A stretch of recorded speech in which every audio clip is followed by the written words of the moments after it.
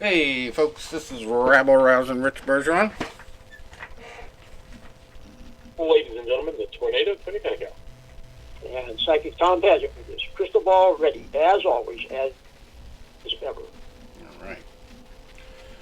Well, we got plenty to talk about this week. Very mysterious turn of events for the UFC fight this weekend. There's something going on with Mark Zuckerberg. Oh boy. Rumors going around that he rented out the whole place for him and his buddies to watch the event. No crowd, and here's the crazy thing: not one press pass being issued. No press. It's just going to be the UFC film crew and whatever Zuckerberg is doing. Now, Ariel Helwani came out yesterday on his live show and said something about he's heard from a very reliable source that it does have something to do with Zuckerberg, even though Dana White has said that it's not him renting out the whole arena. So Ariel's theory is that it might have something to do with the whole metaverse concept. You know, they're partnering up with maybe Facebook and like branding the metaverse. So that's probably along the lines of what's happening, but Dana White is being very secretive. He joked about the press conference that they did either yesterday or today that I saw the clip of. He said to one of the reporters that asked about it, "Hey man, I just want to give you guys a break. You know, you work really hard. I want to give you a week off." But he said also give you a week off of putting people on Facebook. Yeah. yeah. So he also said something about oh well, you know, we're giving you a week off, but we can't really say what's going on. Like, he kind of hinted that one girl is trying to really get the scoop, but she can't announce anything yet.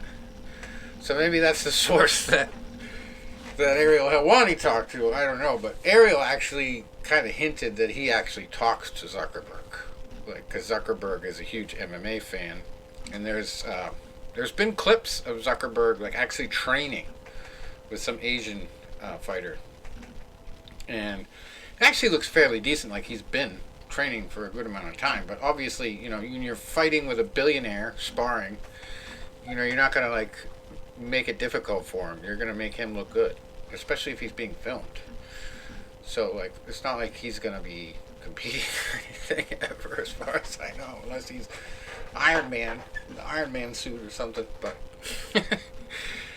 I definitely think he could be the guy that takes the whole league over. And there's been some stirring about Dana White and Joe Rogan leaving at the same time.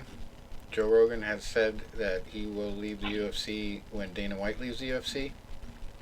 So I don't know. Maybe Zuckerberg would probably want to keep them, but maybe Zuckerberg wants to take over a controlling interest, and this is his audition. There's so many possibilities of what it could be, but he's basically probably putting up a lot of money to make this happen. He might not be renting out the whole Apex, but he's got to be spending a lot of money. And there's like been all kinds of news about he just lost like 300 billion or some shit like that. I don't know. Wow. In the market value for Facebook, so he needs to do something desperate. And I mean, partnering with the UFC in some way would be absolutely huge, especially if he's going to make a commitment to fighter pay, you know, and getting these guys the money that they really deserve. Facebook integration would be tremendous, but it's going to be a big money deal, whatever it is. So we'll probably find that out Saturday. They're probably going to do some big announcement at the event, because I don't see them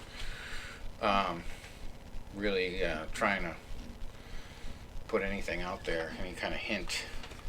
They're really trying to be close to the vest. So I think that's because they just want everybody to watch and then have the announcement be out there, because this isn't like, you know, one of their numbered events. It's just a fight night.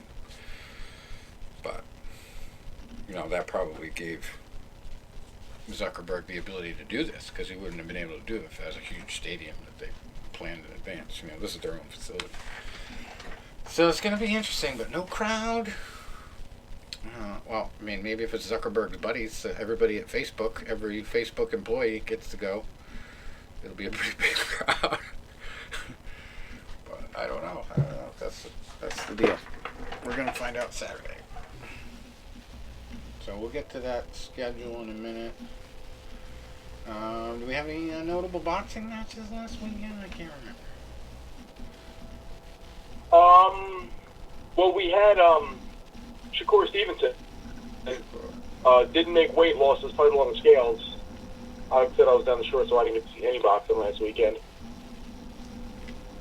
So that was your vacation to the Jersey Shore? Yeah. Vacation 1 to the Jersey Shore. I got part 2 coming up this weekend, and it's going to rain. Did you get any beach weather while you were down there? Well, I got down there, and when I got down, it was kind of chilly, but, that once again, you know how that bothers me. And then it was, like, not really whether you'd want to sit on the beach, but, you'd walk the beach a little bit, walk the boardwalk a little bit. And then the first night we were down there, we're like, all right, it's around 10, 11 o'clock. Let's go walk on the beach, drink some beers, and smoke some cigars. Everybody's putting hoodies on. They're like, what are you going to wear? I'm like, my tank top. Like, that's pretty chilly. I said, I got this ice cold beer to keep me warm. Nice.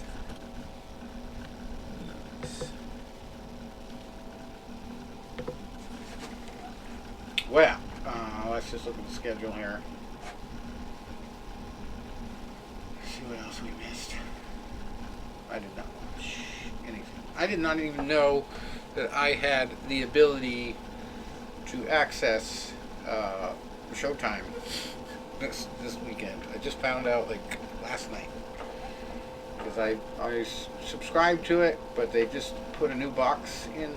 I just had a nightmare with the cable company over here. If anybody listening has BreezeLine for a cable company, if you have the ability to change, please do, because it's all automated now. They changed the name from Atlantic Broadband to BreezeLine, and you cannot get a hold of a person. Like it's almost impossible. And then when you do get a hold of a person, it's usually a guy from a phone bank in India that can't help you, doesn't know who to forward you to, and the supervisor is always busy. So, I should have taped my phone call with Springsteen. I know. And Springsteen was the guy's name. He told me, my name is Springsteen. I'm like, get the fuck out of here. Remember back in the days of dial-up, everything was like, you couldn't be on the phone if you were using the internet. Yeah. If you had 2 computers in the house, you could only be on one of them. All that BS, right? So I remember when my mom and I both got new computers around the same time, and we had got a router. We were going to go wireless. Hallelujah, right? And, what was it, like DSL or whatever it was called, high-speed internet. This was going to be crazy. It was going to Stop making me feel take old. 2 hours to watch a 30-second YouTube video. And I'm not a tech person. My mom's less of a tech person than I am. So my neighbor, kid that used to work for him, was pretty good, pretty smart. And so he would come and hook up our computers. And he was having a hard time. So he was calling whoever. They were more interested in knowing who he was and why he was calling to help us set up our computers than actually setting up our computers. The guy's like, listen, I'm your friend. Well, who are you? What's your name? He's like, my name's Ed. What's your last name? He's like, do you really need that? I'm helping them set up their computers. I don't want an account. I just want to help these people set up their computers. It was like a half hour later, he's like, this guy still wants to know who I am. Yeah. And then my mom, I don't think has ever cursed once in her life. I don't know how we're related. I'll curse 3 times describing a newborn puppy. So he's on the phone, and they're like, oh, well, we're going to get you through the tech support. And she's like, do not transfer me to India. He's like, but we got to get you through the tech support. She's like, do not transfer me to India. I am tired of talking to India. And it's you're wrong. Right, it's like, you get these same people. It's like, my name is Jack. No, it's not. My name is not Jack. That's why when they call up a lot of times with like scam calls, I really mess with them. Like, my name is Chris. No, it's not. It's the first. The guy told me his name was Springsteen, like Bruce. Call centers. From India. He got an Indian accent. He tells me his name is Springsteen. Get the hell out of here. Anyway, that was a short conversation. I ended up hanging up on it. So, last weekend, we'll get to in a minute. I'm going to go with this upcoming schedule for boxing. We got my birthday coming up Saturday. Got some boxing on my birthday to watch. And guess what? It's our Jesus fight of the week first. Because it's a big one. Big Jesus fight. There's little Jesus fights and there's big Jesus fights. The little Jesus fights are guys that are like 5-1 or 0-3. This is a Jesus fighting in Tijuana, of all places, on my birthday. Jesus Ruiz Garcia, 45-9, 5 draws, fighting Luis Neri, who is a very impressive 32-1 and ranked number 3 at super bantamweight. Jesus is going to try to walk on water, folks. Can he do it? Well, if you're not a Jesus person, this is the triple threat card. You guys are not going to fucking believe this one. Okay, ranked number 170, also on the Tijuana card. Only in Tijuana. We have our Somebody's O Has Got to Go card. Fight 12-0 at super featherweight. And here's the crazy part. It is Angel versus Angel on the Jesus fight of the week card. Uh-oh. Angel Daniel Garcia Molina. And there's their 4 names, right? But it's Angel this time instead of Jesus. And we got another 4-name guy he's fighting. Miguel Angel Torres Nunez. They are both 12-0. Somehow, though, Angel, with the first name, Angel Daniel Garcia Molina, is ranked number 170 in super featherweight. And Miguel Angel Torres Nunez is 12-0 as well, but he's ranked number 55. And then, if you haven't had enough theme-named fights, we have Carlos Sanchez Valadez. He is 22-1, ranked number 247. He is fighting number 211 at lightweight. Elvis Torres, who has 20 wins, 2 losses, and 2 draws. This is unprecedented. We have 2 Angels fighting on the card. We have an Elvis and a Jesus fight. Unreal. Elvis Torres. Only in Tijuana, I guess. Magical things happen down there, I hear. I've never been. I just hear things. I don't know where this is. Tepic Nayarit.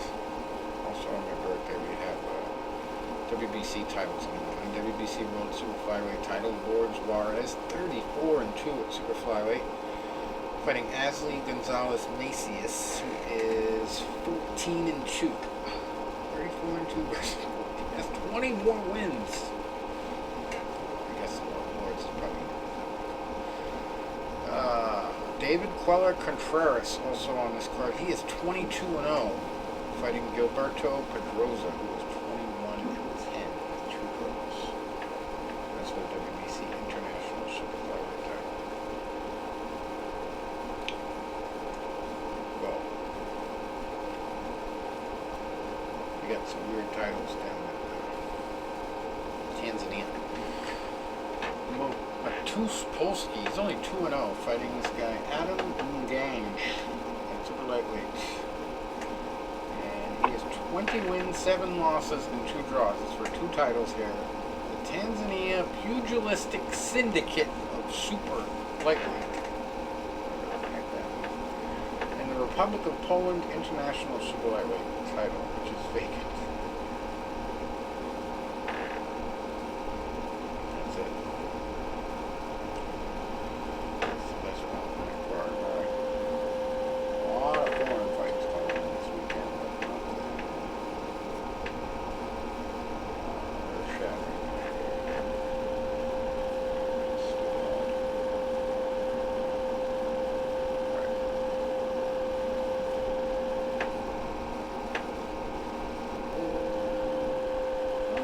This, the 2300 Arena.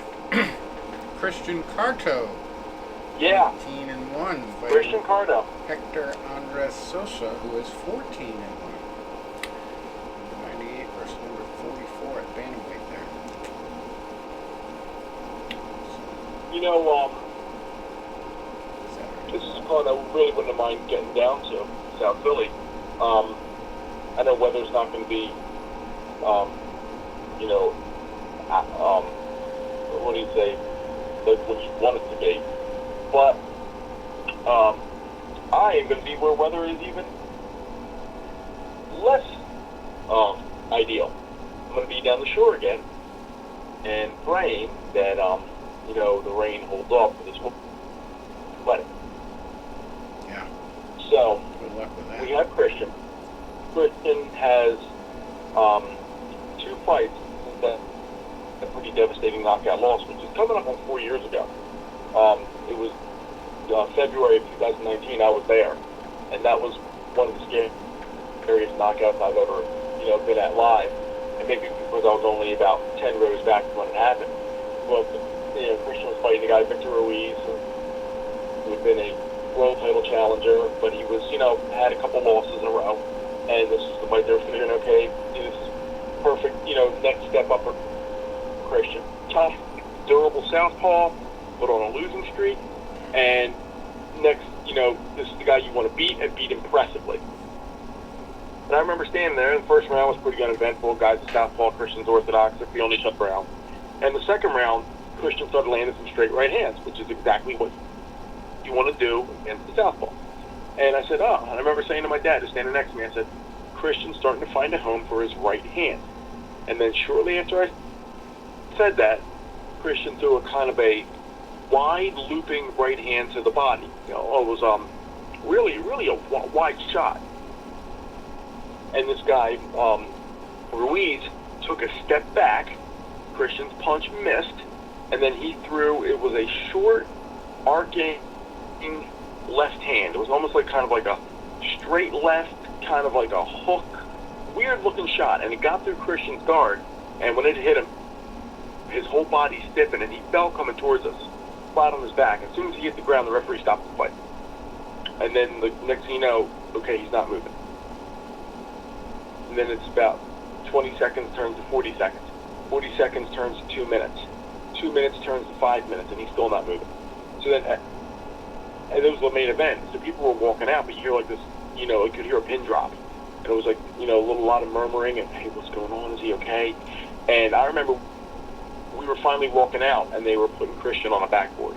And it was pretty scary. They put him on a backboard, and just as I was walking out, the referee kind of walked past me, and I heard him turn to the guy and say, no, he's going to be okay. He's conscious. They're just being precautious. And so, okay, that's a good sign of relief. So we get home that night, and one of our former guests, Joey I, who was Christian's cut man for that fight, messaged me on Facebook probably around 1 in the morning. He's like, hey, man, because I had messaged Joey, said, hey, man, when you know something, let me know. So Joey messaged me around 1 a.m. He's like, hey, Tone, Christian's okay. They're releasing him from the hospital. You know, he's got a grade 3 concussion, but he's okay. And then, you know, then Christian ran into a string of bad luck. He had a fight scheduled for that August, 6 months later, down in Atlantic City. A whole bunch of us were grabbing tickets, and the whole card got canceled. And then he had something scheduled for early 2020, and then it got canceled, and then COVID hit. So you figure he didn't have another fight for 2.5 years, 1 round, knockout. Then he had a fight back in April, 1 round, knockout. So you figure in nearly 4 years, this young kid's only fought 2 rounds. So he's young, he's 25, so, you know, he's still got time, and, you know, giving him some time to really kind of get over what happened there. He's been training with Boots Ennis, who's, you know, the best welterweight prospect on the planet right now. So, you know, I wish I could have been able to get down with this one, but, you know, my stupid cousin's got to get married. Doesn't she check the fight schedule 2 years in advance before, you know, decides to pick that day? She doesn't check the hurricane schedule or the fight schedule. Where's her priorities at, Tony? Straighten her out. Exactly. And then, Tom, to make it worse, a few weeks ago, it was my birthday, and she sends me a birthday greeting. She's like, hey, want to wish a happy birthday to, the craziest person in our family, the one that's always going to be a big kid, always just keep being you, but there's always got to be a but. Well, I'm going to counter her butt with a but. And she's like, but you're still not singing Baby Got Back at my wedding. Well, the fact of the matter is I like big butts and I cannot lie. And part of my not lying is that I will be singing at a one today. I said, well, it is on my playlist, but they've been told that you're not supposed to sing. Oh, really? You don't think I'll drop a 20 spot in that DJ's hand saying, give me the microphone? While I'm in my sequin tuxedo, gold shutter shades, gold shoes, and, blinged up fedora. Nice.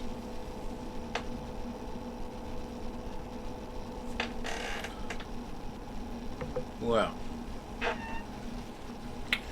I think I might have figured out one reason why Zuckerberg is involved in this no crowd thing on Saturday.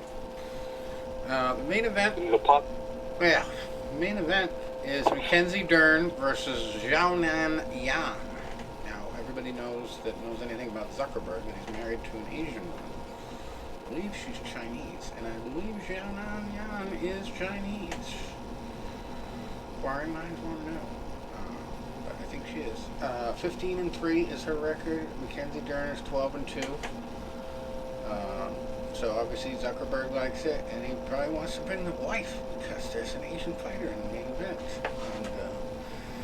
And so they're gonna have a date night. It's just gonna be them and Dana White in the arena. Or the stranger possibility is that I will get an invitation in the mail tomorrow. I will get on a plane, and it will be my surprise birthday party. Zuckerberg is throwing me because he knows my birthday. And he wants to stick it to Dana White. Well, Zuckerberg's obviously a big fan of you. Well, I'll tell you, it's crazy how much stuff I put up there expecting to get like a violation and never get it. Like I have basically said fuck Zuckerberg like in comments repeatedly to other people and like never. And I'm like one of his friends on there. Like I'm not like friends with him, but I'm like following him or whatever. So I see his posts when he actually posts something.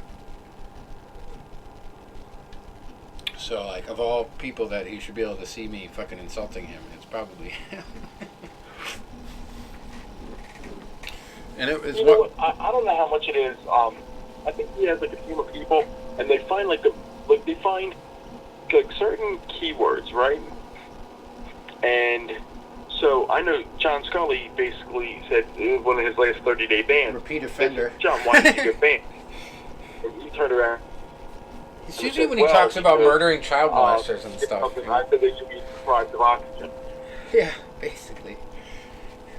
Any kind of threat is bad. Like sometimes they'll reject comments, like if you just like use the wrong terms. But it's very weird because now I'm starting to see like more nudity being allowed on Facebook. There was a picture of Haley Cuoco that was put out on Haley Cuoco's account.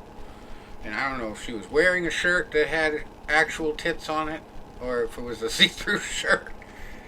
But it went out publicly, liked by hundreds of thousands of people. I was just like, what the fuck? Like, when is this? How long has this been allowed? But I got friggin' warned for having a picture in the sarcastic memes group of, the old guy going, this group disgusts me. And then also me, it shows him like full picture. He's like in his underwear with a boner. It's like, it's non-sexual. Like, it's an adult group. Like, it's not like he's even with another person. It's all by himself. I've gotten put in Facebook jail once, knock on wood. That was just a violation. I didn't get suspended or anything. Was because I had videos. This happened in 2017. I had a video of me singing karaoke, Elvis, Blue Christmas, in 2012, and then a video of me singing karaoke, Baby Got Back, in 2014. So 3 years later, they were like, oh, you had these two violations of what do you call, licensed, music. So we're going to put you on a 3-day ban or 3-day jail. It's amazing the technology on that. Was, what they can pick up, because I filmed my 2 cats fighting on the bed one time, and there was a boxing match in the background, and they did a copyright claim on it, just on the audio of the boxing match. I never even panned to the TV once. Exactly. They're like, oh my God, like you're airing something that should be on ESPN right now, like you're stealing ESPN content. Yeah. No, I'm not. It's like, 30 seconds on a bed fight. of cat wrestling. Nobody's gonna do that. I got in trouble on YouTube one time. We were at a bar, and the Phillies were about to clinch the National League Championship, and I'm at the bar, and I'm filming everybody on the last out, right? So I'm filming the crowd. I throw it up on the TV, and then I go back to the crowd, and I throw it up on the TV. The guy hits the ball. The center fielder catches it. Everybody's cheering. Everybody in the bar is cheering. They're like, you were, stealing content from ESPN or CBS or whatever it was. They copyrighted you. And I'm like, this is bullshit. 30 seconds. Like I said, You're supposed to have the right to use any content without copyright permission for 30 seconds or less. And that's why documentaries do short clips. What pissed me off about the 3-day ban that I got in 2017, I got it on January 12th, 2017. And I remember the day because it was the day my nephew Dominic was born. And I remember saying, like, earlier that day, because Dominic was born, at 1 o'clock in the morning. I remember I got a text at, 1 a.m. They're like, your nephew has finally made his arrival. I'm like, well, it's about time he's 10 days late. But I remember, the next day I was like, hey, man, I just found out my nephew was born at 1 o'clock in the morning. Dominic, welcome, Dominic, blah, blah, blah. Then later that day is when I got my ban for these 2 karaoke videos. And they're like, you can't post or comment for 3 days. Oh, well, this is bull. And then that day, 3 days later, was January 15th. I was driving to see Dominic for the first time. And I remember, I'm like, well, my ban was started at 1 o'clock on the 12th. So I'm driving, and I was like, let me see if I can post. And I was like, hello? And it went through, and people were like, hey, Tony, haven't heard from you in a few days. I'm like, yeah, because I was Facebook jail for karaoke. Yeah. And then I was able to post pics when I got to see Dominic. Here are the 2 times I've gotten warnings. Let's tell me how ridiculous these are. Rich, right now, if you and I were going on back and forth Facebook, we obviously know each other. Yeah. And we almost, met in the ring. So I could say something on one of your posts. Hey, Rich, you were whatever, but if you would have fought me, I would have knocked you out in 2 rounds. I'm threatening you. Yeah. Oh yeah, that you're inciting violence. That's bullshit. It's trash talk. But it's good-natured trash talk. My friend Stephanie, one of the nicest girls out there, she's like, I got banned one time for 3 days because a friend of mine hadn't emailed me a couple days that I put on her Facebook. If you don't get back to me today, I'm going to kick your ass. Yeah. It's like, and it was a threat, and she's like, it's my friend. We're busting each other's balls. Yeah. We're Italian. That's what we do. Sometimes the algorithms I got get one fucked up. a They don't year understand humor. plus ago. A friend of mine said something being in a pool. I said, man, I'll get you in a pool. I'll drown you in 2 seconds. Oh my God, you're threatening violence. I'm like, dude, he's like my nephew. I've watched the kid grow. They're like, oh, and I said, I appeal the decision, but you can't say why you appeal. You just disagree. And it's like, no, you're wrong. So, bullshit. Give me your no. You remember why? Then I had another one this year. Was a friend of mine had hurt his calf jumping in the pool. We're all wrestling fans. I said, hey, we're going to hit you with the AJ Styles calf crusher the next time we see you. AJ Styles is a wrestler. His move is the calf crusher. Nice. You're threatening this person. Well, I'm not. That's insult to injury, Tony. 5 years in jail for that. Yeah. That's injury to injury. That's bad. You know, if they want to put you in a Facebook jail, the person that makes that decision has to face you, whatever, and then you should be able to fight them. Yeah, trial by combat, like Game of Thrones. All these nose rings. Yeah. I'm sure all these nose-ringed, blue-eyed, the nose-ringed, blue-haired man on. We might see him on TV this weekend. The people that are the Facebook jail police, Facebook jail wardens. We might see them all. I don't know. That's probably a good explanation for why he would not want a crowd and press there, because all of the people that work for Facebook are going to be there. And then they wouldn't want the media to know like who works for Facebook. Like these people probably try to keep it as secret as possible that they even work for the company. Oh yeah. Because like, have you ever tried to get a hold of a person at Facebook? Like if you had to call them to change something it's or impossible. figure something out, like you can't. You have to like write them a letter or something. I don't know how you do it. Yeah, and the thing is, like, here's what pisses me off about Facebook. Like, say you follow a celebrity, right? I'll tell you one that gets spammed all the time is Toby Keith. I like Toby Keith. I got to see him in concert. Thankfully, I got to see him before his cancer diagnosis. I enjoy him. I enjoy his music. So I follow Toby Keith on social media. I purposely comment on as many posts as he does because then all the spammers come out. So then you'll see, like, and then I mess with them because that's what I do. So, like, Toby Keith will post, like, hey, happy, Labor Day weekend, or, hey, October's coming up. It's a great month, drink some whiskey or whatever. I'll say something. And it's like, hey, Toby, people will be like, hey, man, hope you're doing well in your recovery, so on. Then you'll see a message come on their response. Hi, I just got finished talking to Toby Keith, and if you'd like to talk to him too, press on this link. And you'll say it'll come from a name like Rich Bergeron. Yeah. But then you click on that person, and it'll say, like, their handle is, like, Ola Fufa, like, Nigeria. Well, you're bullshit. So then I start messing with him. I'm like, oh, I never knew Toby Keith was so popular in Nigeria. What's his favorite? What's your favorite song? Oh, you can't name any. I didn't think so. Mm-hmm. Or they're like, or it's like, hi, I'm Toby Keith. I'm glad you're a fan of mine. I'm like, no, you're not. You are not. It's like they're great at blocking the bullshit that we do, but like the serious scammers, they're fucking horrible at stopping. These guys are like everywhere. Yeah, and the thing is, I report all of them. Now, if I reported you for saying you were gonna, kick me in the ass, they'd be like, oh my God, Rich Bergeron's threatening this guy with physical violence. But if I report you for being like a Nigerian piece of shit scammer, they're like, yeah, we'll look into this, and then they never do. Oh yeah, I tried to report that the bundle thing. Like Amazon supposedly has these whole pallets of like rejected goods, sent back goods that you can buy, and usually they all work.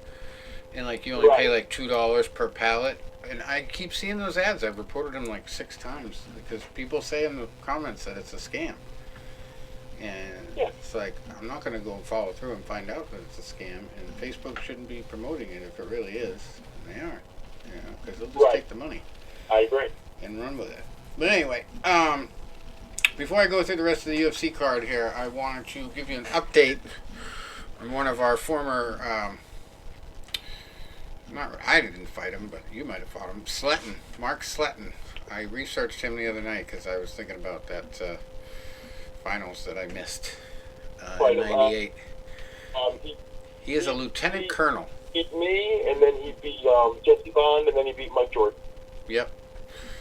So I missed out on a chance to fight him, and I was very thankful for it because I did not get knocked out on ESPN. Although it was not as fast as I have been telling people for 20 years. Tony just reminded me of that, like, what was it, like last year maybe? I don't know. It was in the third round. Yeah, I was because I had the book up here, and I was like, I'm pretty sure it wasn't 1 round. And then I was like, so, and I found the program. I'm like, no, it's 3rd round. I'm like, I thought so. It sounded better when I told the story. Yeah, it did sound better though. Got knocked out in 30 seconds. No, I was happy anyway because, I mean, I wanted to be on national TV in one respect, so I could have a tape of, this is me on national TV fighting national championship after just 1 semester of boxing professionally, amateur. And, but then, seeing the result and seeing that the guy just, he didn't really handily beat me. He beat me on points and just because he had a better style. Like, styles makes fights, He was very good on the inside and luring me in there. And I couldn't use my jab effectively because I ended up in the grapple half the time or, separating from the grapple and getting hit. So, it was just a bad fight for me and, it just wouldn't have been any better against a guy with twice as much reach who I would have tried to jab with and been demolished for trying. Because, I mean, that guy had some power, too. Height on me. And like I used to always say, he could pretty much hit you once he stood up from his stool, even while you were still in your corner. Mm-hmm.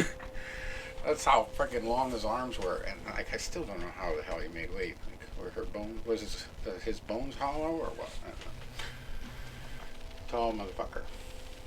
185. But anyway, so he is a lieutenant colonel now. I researched his name. There's very little about his boxing except that he was a 3-time All-American. There's like a post from his graduation. He was like a big star at graduation. 3-time All-American boxer and 3-time Wing Open champion, which is a big deal because that's like. Yeah, I know he was a 3-time national champion because he won my last year, which was '98, and then he beat Chuck Versace, 2 straight years. The 1 year I was at in Reno, and then he beat him the second year at the Air Force Academy. Then Chuck won the next 2 years. So I don't think he ever did anything in the service. Once he got in the service, he just did it in college. But guess what he's doing now? As a lieutenant colonel. What's that? He is training people on how to fly the F-35, and he is an F-16 pilot himself. No shit. That's pretty Yes. cool. So he is Top Gun. Air Force version. Nice. Isn't that crazy? I remember when I was getting ready to fight him, and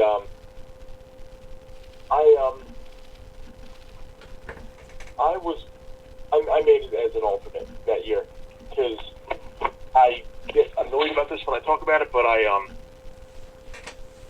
lost in the regionals that year to Jesse Bond in a fight that he just like absolutely octopused me. Yeah.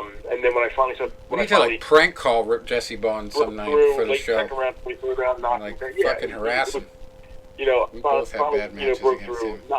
I hit him. He went down. They called it a slip, and the one judge still even gave him that round, even though I was pummeling the hell out of him. And so I went in like I didn't think I was going to the Nationals that year. They're like, nope. One region didn't have anybody, had to walk over, so you're going to get that spot. I'm like, okay. So now I'm going out there, and I'm looking at everybody, and I'm like, okay, let me see everybody in my weight class. Mm-hmm. I've either fought them or I've watched them. You know, I fought Mike Jordan. I fought Jesse Bond.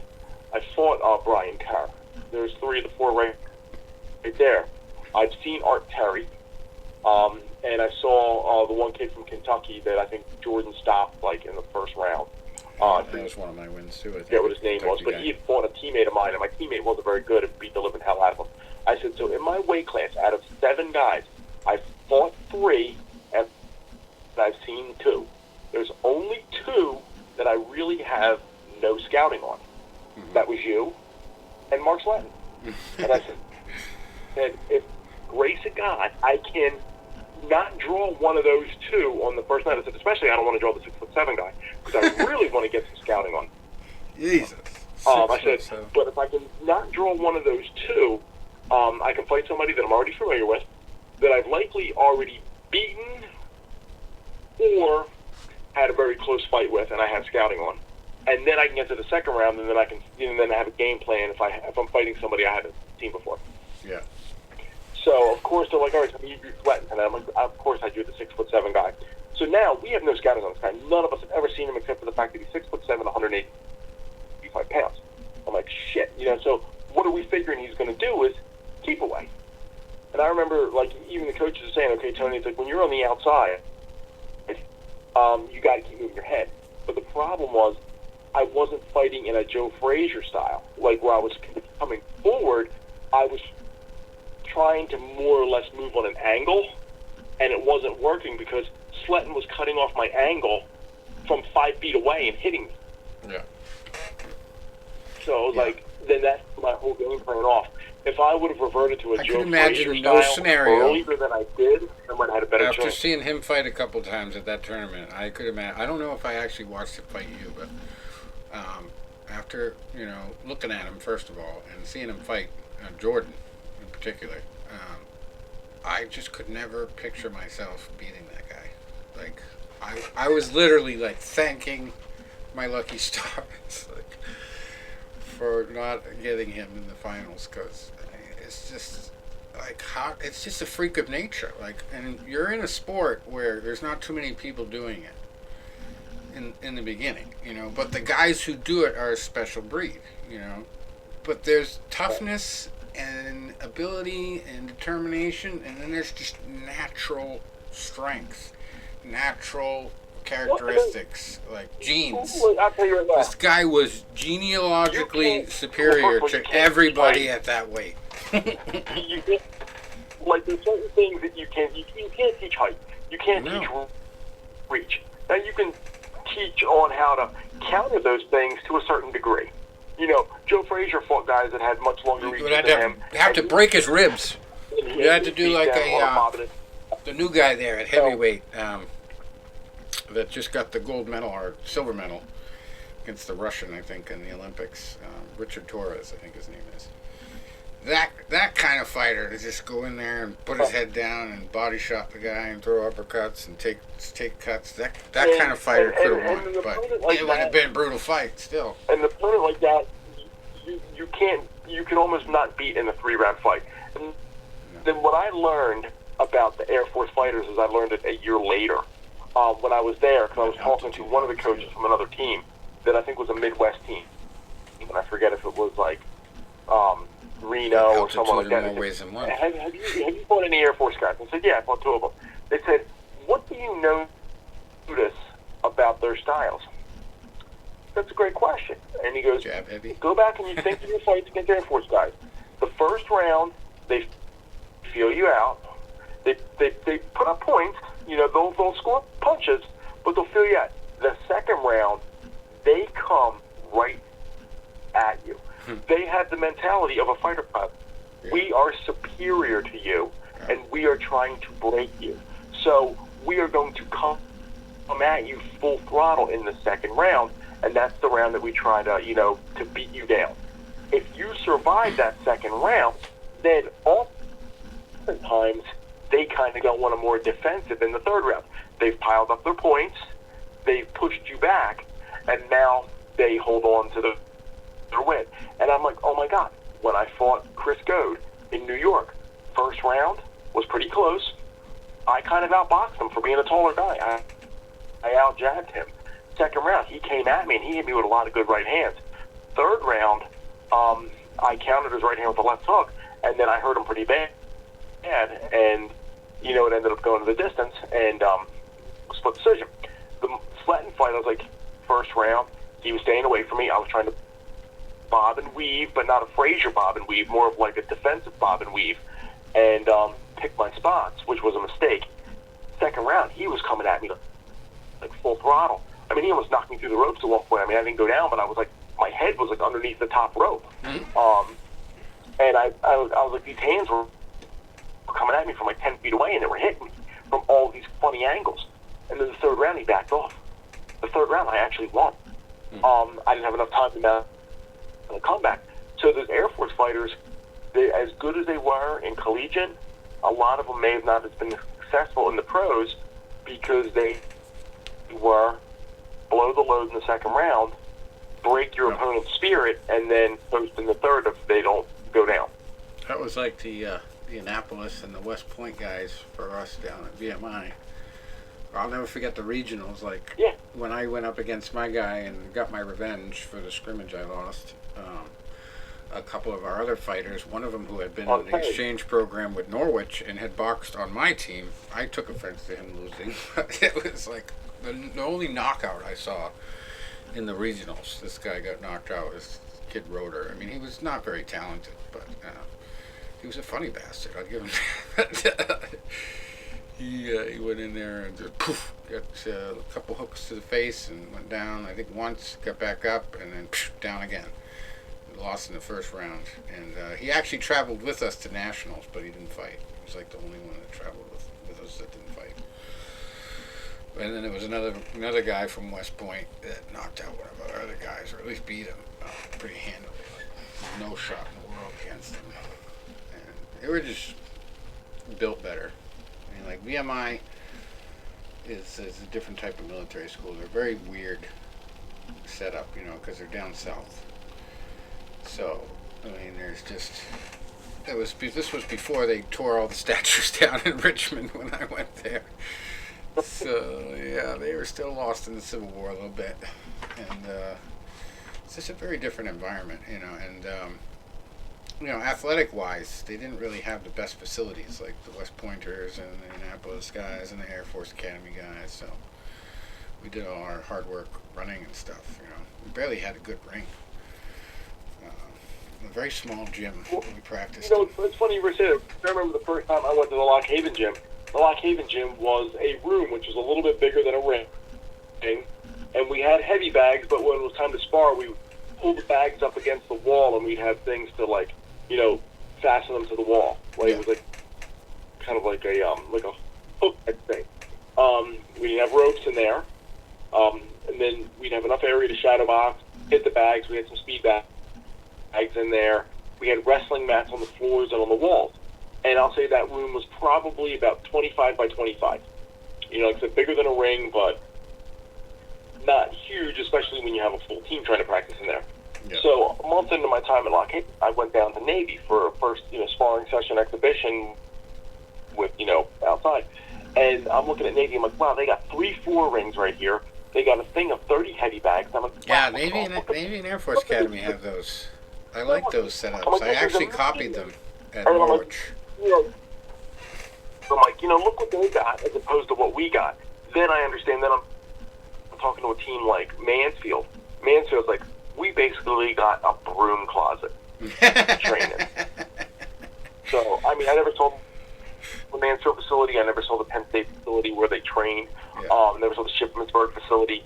The only ones I really saw was Navy. Yep. But it was like, down there, it was because those academies, you had to take a semester of boxing. Right. And it was like, funny, if you ever look at any of my Philly stuff, one of the Phillies broadcasters I've been friends with for about a decade now.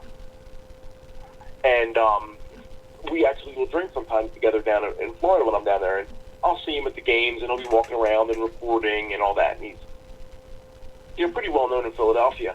So he's talking about his one son who's at the U.S. Naval Academy now. So when I saw this guy's name's Greg Murphy, and I saw him probably back in August. So I went over and I was talking to him a little bit before the one game. And I said, your son, I see he's at the Naval Academy. He said, yeah. I said, well, I know their boxing coach, Jimmy McNally, very well. I said, I boxed at the Naval Academy about 7 times. He goes, my son had to take a semester of boxing, and he goes, it wasn't his forte. So, it's just not for some people. You think about it now, it's like the first year I went down there, you see all these Navy guys, and you don't know who's good and who's not good when they're down there. And I remember the first guy I got in there with, I pinned him in the corner, in the first round, and I hit him with about 6 or 7, like, pretty big shots. And I was just raining 1-2s down on him. I was sloppier than hell. He didn't come out for the second round. I'm like, oh my God, I'm going to be the greatest. I'm going to be a 4-time national champion. Man. Then they put me in there with John Bradley. John Bradley ended up being a 3-time national champion. Yeah, I got my clock cleaned the worst by some kid that was just a year ahead of me at the Air Force Academy. And that was just in a scrimmage. Like, that wasn't on my record or anything. And it was like my very first experience at the academy with boxing. Same thing.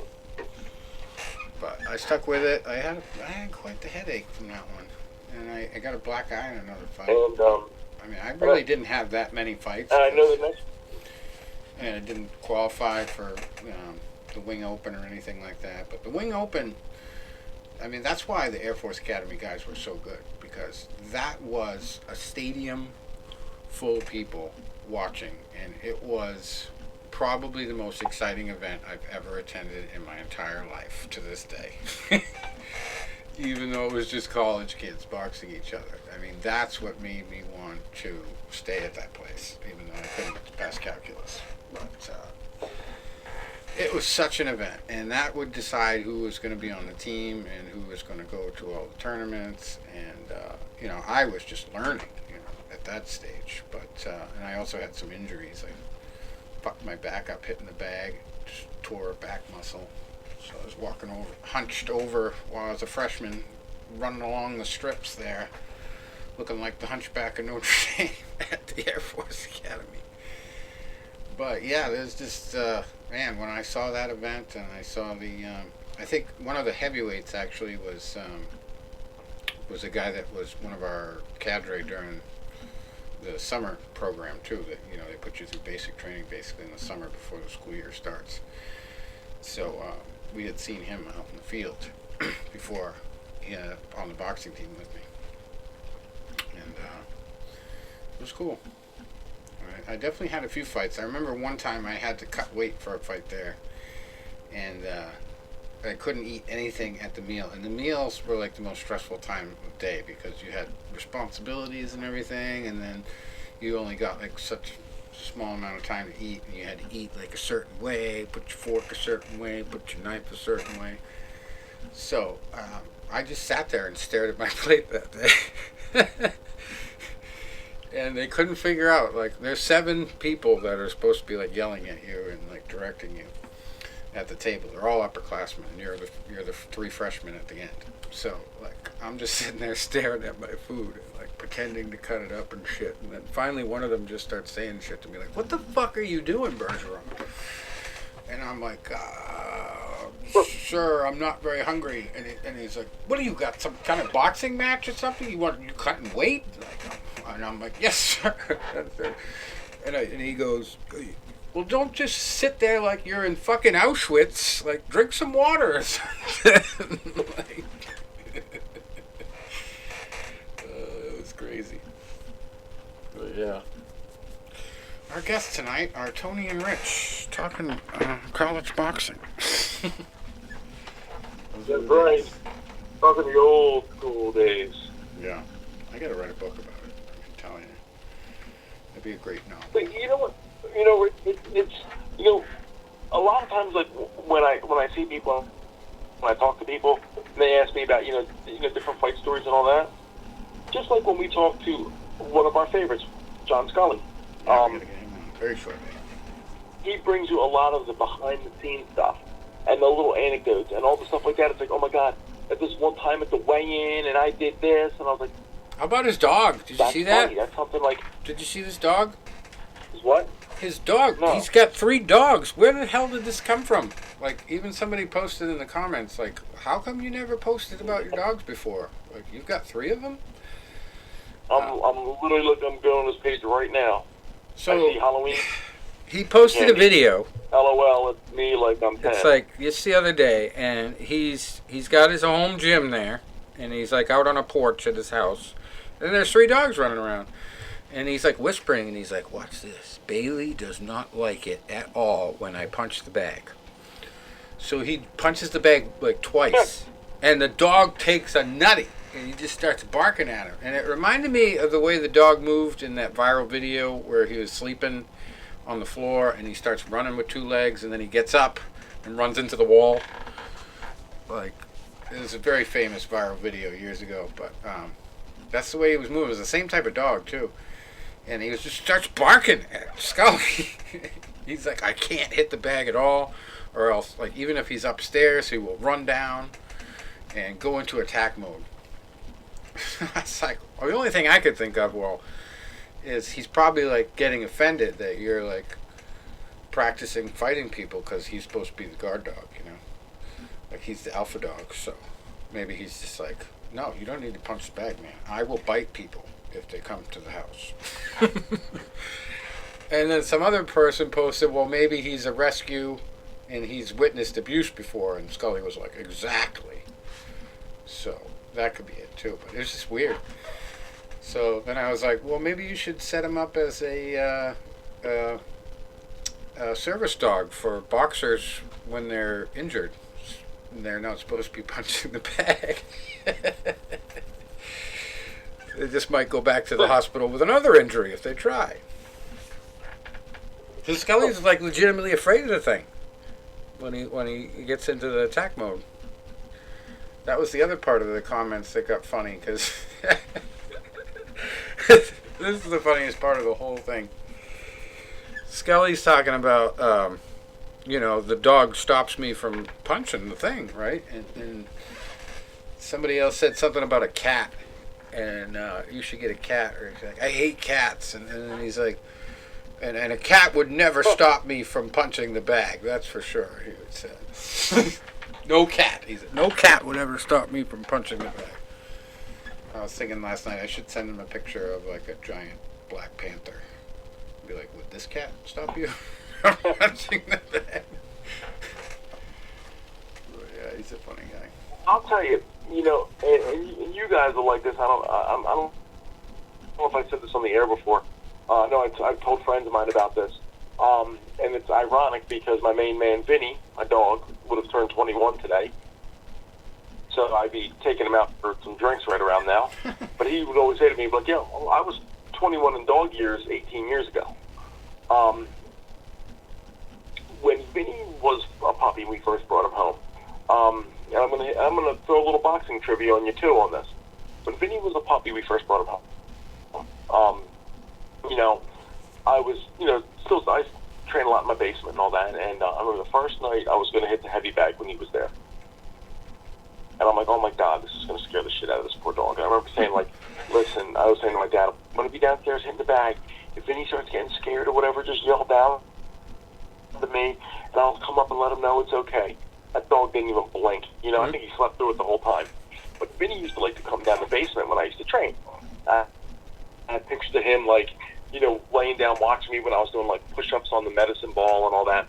So when it would be a boxing workout, Vinny would go lay down next to the bar that we built. And he would just lay there during the round. And I'd be hitting the bag and moving, hitting the bag, moving, blah, blah, blah.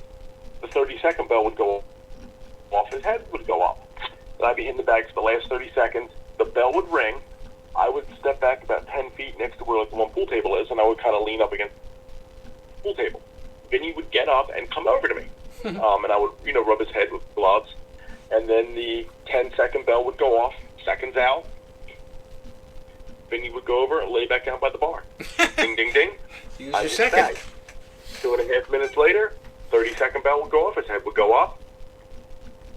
Boom. Bell would ring. I'd go back to the pool table. He'd get up and come over. He would do that for 10 rounds. I wish I had videos of that. That was pretty amazing. Yeah. Now, another... Yeah, I saw a guy actually had a video he posted of, that Sudoku shit that the Chinese people do? What the hell? Not Sudoku. Yeah, I've never played it, but I know it. Mahjong with the tiles. So there's a green side, and then there's another side that's white with symbols on it. So he lines up these 5 tiles face down in front of the dog. It's a golden retriever, of course. And then he leaves the dog to figure out. He's got another 4 tiles in front of those 4 tiles, and he flips one over. The dog has no idea what's down in front of him. And the dog just picks the one that matches every time. It's crazy. I don't know how he does it. I mean, he obviously trained him, but it's like, it's not a fluke. Like, the dog knows what symbol is what. Which he basically just did the memory game, where you take them, put them down, you show the dog, and then he shuffled them around, and the dog watched them shuffle and figured out where they went. And there's a famous Dean Koontz novel. I forget what it's called, but there's a dog, a golden retriever in it, that can line up Scrabble tiles and spell out words. Oh, wow. So I know that they're one of the smartest dogs. And they recognize patterns. But anyway, we have some stuff to cover before we close out. I do have one more boxing thing for you. Oh boy. So I want to see how good you guys are without Googling. As I said, Vinny was born on this day 21 years ago. What major boxing event happened on the same day he was born? Rocky Marciano. Jersey Joe. Yeah. No, that was a week ago. It has to be Vinny Paz, right? No. When I say the day, I mean the very same day, September 29th, 2001, that Vinny was born. Major boxing event. Are we talking Bernard Hopkins? Yes, you are. And Bernard Hopkins had been a wild man in the build-up. Yeah. Yeah. You know, one thing I would say about that fight was, you know, we had watched it with my trainer, you know, and his son was pretty young back then. His son was, well, you figure that was 20 years ago, and the kid's in his 30s now. Because I remember my trainer's name was Kevin, and son we used to call him Little Kev. Little Kev came to see me box in '97. He was maybe around 8 years old. So, and he's like now 30-something. It boggles the mind, you know? Yeah. But I remember, you know, Kevin, his son, and his wife, you know, his son's like cousin or whatever, they came up to this fight. And we're getting ready for this fight. Hopkins was, I mean, he was raring and ready to go. And the only thing that really took away from it was 18 days after 9/11, so there was a lot of, you know, in New York, just a lot of somberness. And they had a lot of first responders there, and they were doing a tribute. You could just see these people crying in the audience. And that, I mean, that was, you know, a hard pill to swallow. That fight had been postponed for 2 weeks. It was supposed to be September 15th. And we were going to watch the fight that night, and I'm returning to my trainer, Kevin, and I said, so he returns to me, he goes, what do you think about this fight? I said, I like Hopkins. He said, why? I said, Hopkins is the natural middleweight. He's the bigger man. He's the stronger man. He's been fighting middleweights his whole career. And I said, he is not going to let a blown-up welterweight rough him up. William Joppy, who was a talented fighter but not a physically imposing guy, was going straight back with his hands down. That's a recipe for disaster with a guy that's a murderous puncher like Trinidad. I said, Hopkins is going to be right on his chest. He's going to rough him up. He's going to use elbows, shoulders, whatever he's got to do. He's going to bang him on the hips. He's going to, you know, he's going to break Trinidad physically. And my trainer, Kevin's looking at me the whole time, and he's smiling. Like, kid, you don't know what you're talking about. And he goes, no, he's not. He's going to box him. I said, box him? No way. You don't box Trinidad and beat him. You know, De La Hoya tried that, and he was successful, but he didn't get the decision. Right. You cannot. You gotta rough Trinidad up. You gotta beat him up. You gotta bully the bully. And my trainer laughed at me. He goes, watch. He goes, here's what's gonna happen. Hopkins is gonna come out using footwork and angles, and he's gonna be touching him with his jab, just touching him, and he's gonna draw Trinidad in. And then in the second round, he might hit him. He might catch him with a good right hand, be a left hook, you know. But he's gonna keep bringing him in, but he's gonna keep giving angles, and Trinidad is going to keep building steam, and he's going to start coming in, charging harder and harder, because Hopkins is going to be outboxing him, and he's going to draw him in. Then around the second half of the fight, instead of drawing him in, he's going to start sitting down, and then when he sits down and then punches, he's going to walk Trinidad right into some bombs. He's going to start staggering him around the late rounds, and he'll knock him out, you know, 11th or 12th round. I said, you're out of your mind. You know, he's going to bully him. We're watching that fight, and the whole time he's looking at me, he's smiling and nodding. And he's like, I told you. And to this day, I still believe that he had somebody in Hopkins' camp as a sparring partner. Maybe. But he would never tell me. He had inside information. All right. Well, we have Zuckerberg is going to be able to witness 12 fine boxing matches. No, MMA matches. Underneath the Mackenzie Dern and Xiaonan Yan fight Saturday. My birthday. I got 2 big cards on my birthday. We got Bellator 2 to talk about. I'm going to just run through this list pretty quickly, but very decent fights here. I mean, excellent matchmaking. Welterweights, Randy Brown, 15-4, fighting Francisco Trinaldo, 28-8. Bantamweights, that's the co-main event, by the way. Raoni Barcelos, 16-3, fighting Trevin Jones, 13-8. Sadiq Youssef, 12-2 at featherweight, fighting Don Shanis, 12-3. John Castaneda, 19-5 at bantamweight, fighting Daniel Gustavo Santos, who is 8-2. Mike Davis, 9-2 at lightweight, fighting Vyacheslav Borshev, who is 6-2. And then my personal favorite is the 7th fight of the night, the heavyweight bout. Ilir Latifi, 15-8, fighting Alexei Olenek, who is 60-16. He finally got that big 60th win with one draw. 60-16. That is 77 fights. Can you believe that? 77 MMA fights. Now, granted, most of them have been by that scarf hold submission that he does. Wins for him. So those 60 wins. But still, that is very impressive. You don't see that a lot. MMA fights. You don't see that really ever. Then we got straw weights. Jessica Pena, 14-6, fighting Tabitha Ricci, 7-1. Joaquim Silva at lightweight, 11-3, fighting Jesse Ronson, who was 21-11 at lightweight. Krzysztof Jutko, 24-5 at middleweight, fighting Brendan Allen, who's 19-5. Then we got light heavyweights, Maxime Grishin, 32-9 with 2 draws, fighting Philippe Lins, who is 15-5. We got a 140-pound catchweight fight, female fight, Julia Stoliarenko. She is 10-6-2, fighting not Chelsea Handler, but Chelsea Chandler. She is 4-1. Never heard of her, but I'll have to check that out when I do my FanDuel lineup. As usually, it's a female fight that makes a difference. Anyway, Guido is in our Guido fight of the week to start off the card. He is Guido Canetti, 9-6 at bantamweight, fighting Paulo Costa's newly adopted brother, Randy Costa, who's 6-3. Paulo Costa is like, I mean, what an incredible character he is. I mean, he's not the best fighter in the world. When he pulls out his wins, he's absolutely exhausted.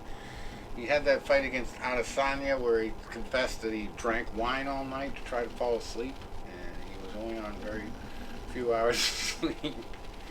And he is like prolific on social media. He is always posting stuff on social media, and it's always funny and edgy. So he was posting today. The big thing is the secret juice. Have you seen this, Tom? The secret juice? No. Oh, if you just Google Paulo Costa secret juice, you'll probably find a million memes.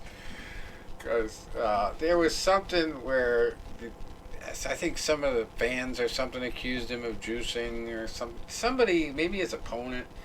So he walked out to a weigh-in with something in a bottle, and he put a paper label on it that said secret juice. So when he met up with Randy Costa leading up to this fight, he filmed it. Yeah, Go ahead. He was a power lifter, and he's lost a lot of weight to get down to middleweight. I guess he was huge at one time, so I guess there's a lot of rumors. Yeah. So, Paulo has been just killing it with the secret juice thing. I mean, he just won't let it go. It's just like his theme now. So when he met with Randy Costa, he was first of all joking that they were brothers, which I'm pretty sure they're not.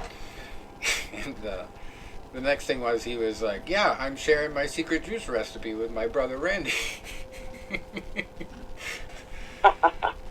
So he's just so funny.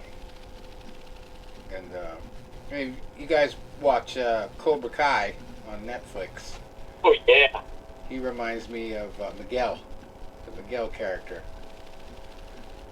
It's funny. I was gonna do a meme of that, like of all the people on that show that, there's some actual MMA fighters connected to the UFC, but like some of the fighters that are on there and some of the characters look like UFC fighters. So as a joke, I was gonna do like a Brady Bunch mashup of all the characters and like, say who they are in the MMA world.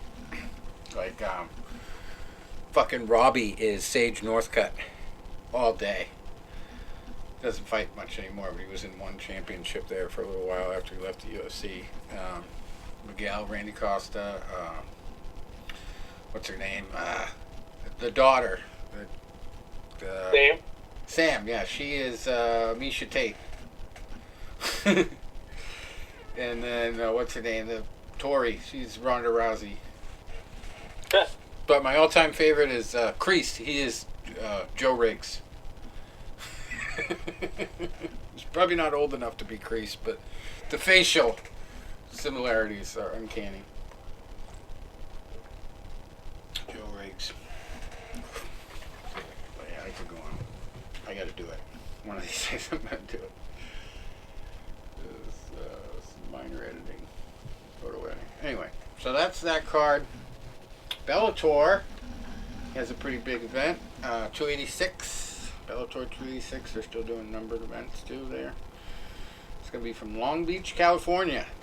And Zuckerberg is not renting out the facility. So it's going to be Patricio Freire, Pitbull, 33-5 against Adam Borix, who is 18-1 at featherweight. Has a title fight in the main event, featherweight.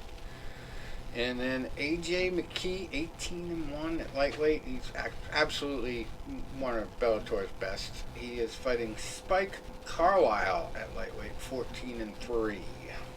And then guy who turned out to be a little bit of a flash in the pan, but has kind of gathered himself together since then. Aaron Pico, 10-3. Everybody thought he was going to be like killing everybody from the beginning, but he ended up losing a couple fights early. Now he's getting it together. He's developing some wins. He's in double digit for wins, and he's fighting a guy with a lot of experience, Jeremy Kennedy, 17-3 featherweight. And we got bantamweights Juan Archuleta, 25-4, fighting Enrique Barzola, 18-6-2.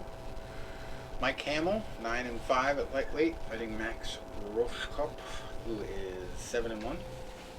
Islam Mamedov, 21-2-1 at lightweight, fighting Nick Brown, 13-1.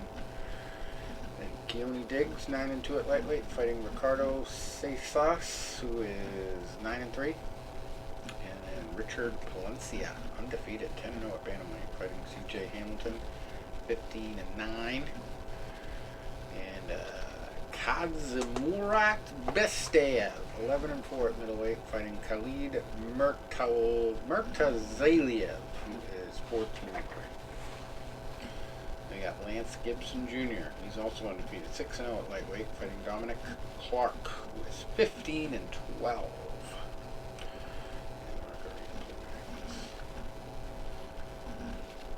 But that's a lot of fights too. 14 fights there, 13 fights on the UFC card. It's going to be a busy Saturday for me. And then we got a couple news stories I wanted to mention. I don't know if we caught this a couple shows ago or not, but I know I probably had this up here for a while, but just probably didn't mention it yet. But Muhammad Ali's grandson has signed an agreement with Professional Fighters League. Did we talk about that a couple weeks ago, maybe? Yeah. Biagio Ali Walsh. He is the grandson of Muhammad Ali. He's going to make his debut in, what is it?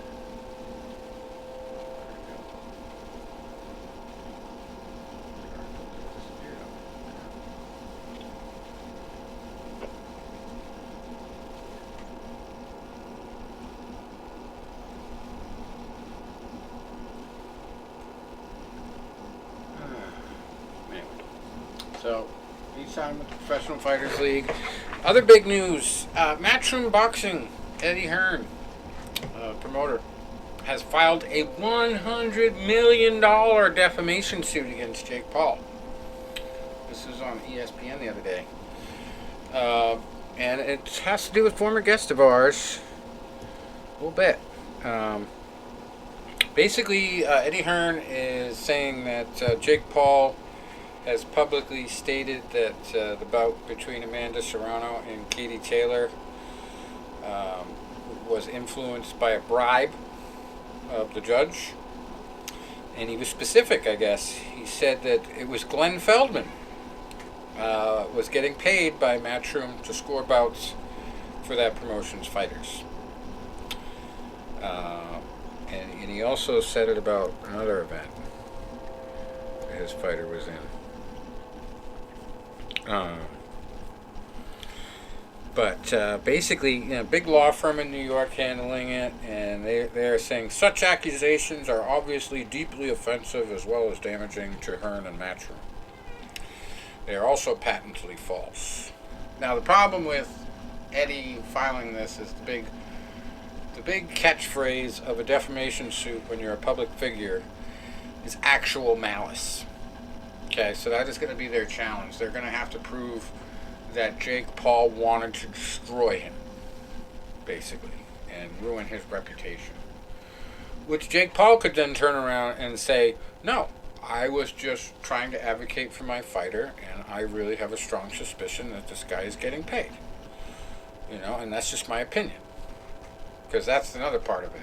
You can say it's your opinion, and if you could slant it some way as your opinion, and you stated it as your opinion, you never said it was fact and I have evidence, that's another way out of defamation. So, Paul has his ways out, but, it's a shame that he didn't get back to me when I was trying to get in touch with him about all the fighter pay issues, because I have a little bit of experience with billionaires suing me for defamation. Fucker.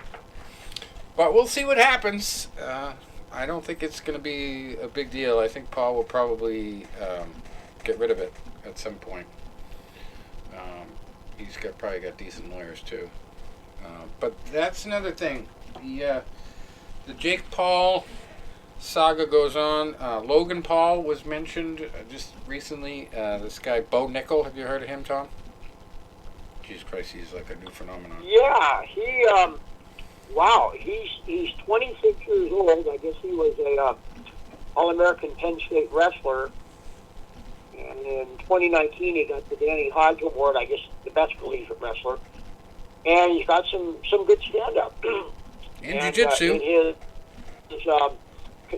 his contender fight, he did something kind of unusual. He was shooting in for a takedown. And his opponent naturally was concerned about it. But Bo didn't follow through. He just came in with a left hook. That was pretty much the fight. Got the guy on the ground. Got a triangle within a minute. So, hey, he's 3-0. He's awfully, inexperienced, and he's calling for Chinaev already. And then they said no. And then, Let's if the guy isn't already a character, he doesn't just call out Chimaev. He says that the other part that they're not reporting on is that he says he wants to fight Logan Paul as his first UFC fight, or in the WWE, or in the WWE. What does he think he signed with, Bellator? Yeah. That ain't gonna happen as a rookie, buddy. He's a character, so so he's gonna be fun. I mean, who knows? Aaron Pico told him, "Don't be in a big hurry. Yeah. Don't get ahead of yourself." But so far from Bo, just from the interviews I've seen with him, he's not concerned about slowing down. He said, "I want it, and I want it now." So we'll see how it goes. Yeah, that's one of the interesting stories from this week. And what do I have? One other thing I know. Where is it? Oh, Chris Cyborg made her boxing debut. Got a win. Already trying to get a fight with Katie Taylor. But she says she's doing it for the love, not for the money. But, speaking of open contracts, she's still fighting for Bellator, too.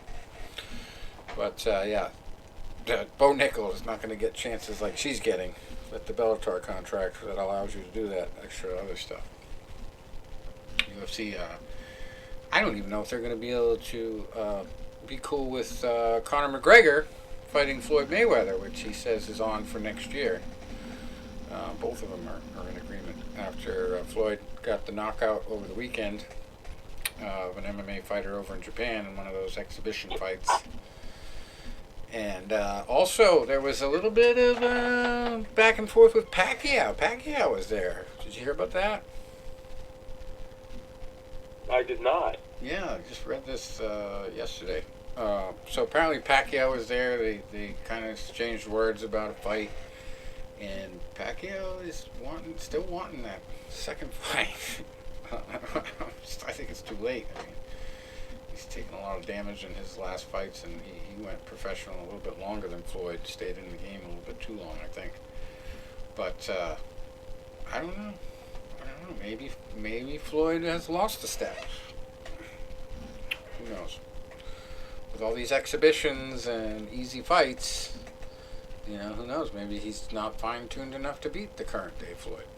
I mean, Manny.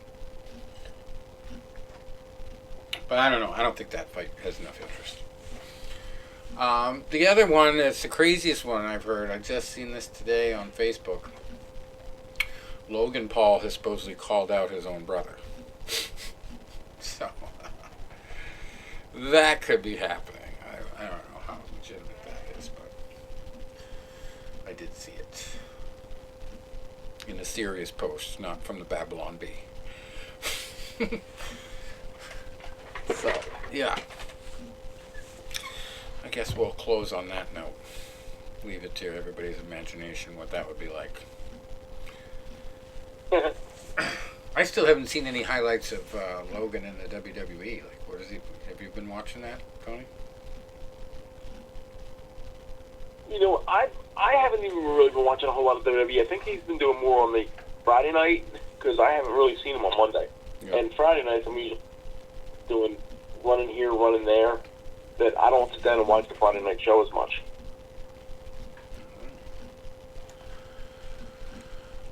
Yeah, so maybe he's looking for some guy knows how to make money. You got to give him that. Yeah. He's going for the big gimmick, I guess.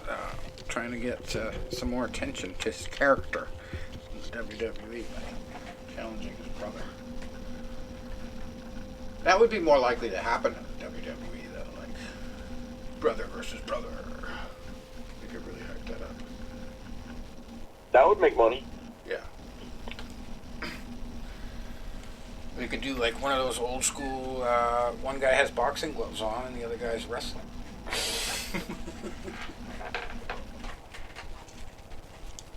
Or didn't they do like a full-scale boxing match in the wrestling ring years ago? Butterbean knocked out Buck Dunn that time. It was like it was a brawl for all. It wasn't. I mean, they had takedowns too, but yeah. Buck Dunn never got a chance at a takedown. Right. If they wanted to build up something like that, you'd have the match with Roman Reigns. The brother would interfere, cost the brother the match, and then they got to fight. That would. I mean, I'm telling you, it would make money. Mm-hmm. All right. Well, till next week. Thanks for stopping by. It's good reminiscing. All right, Rich. Have a good birthday weekend. All right, guys. Yeah, lots of. I'll send you pictures of me at the wedding making a fool out of myself. Yeah, don't stay too off the. And hopefully Jesus, Elvis, and Angel win their fights this week. hope we got Jesus, Elvis, and Angel, and hopefully Christian. Yeah. And wins still. Christian too. Yeah, Carter. Good point. I'll see you guys later. All right. Good night.